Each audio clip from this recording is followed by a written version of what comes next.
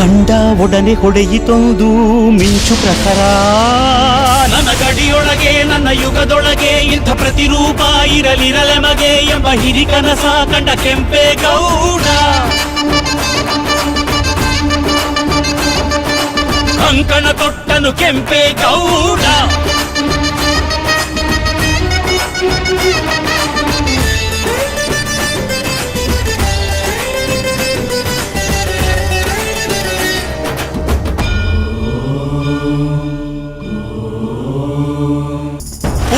ಕಟ್ಟಿ ಸೂರು ಕೊಟ್ಟ ಆಲ ಬೇಲ ತಾನೇ ನೆಟ್ಟ ನಾಡ ಪ್ರಭು ಎಂಬ ಪಟ್ಟ ಕೆಂಪೇಗೌಡ ಹೊತ್ತು ಬಿಟ್ಟ.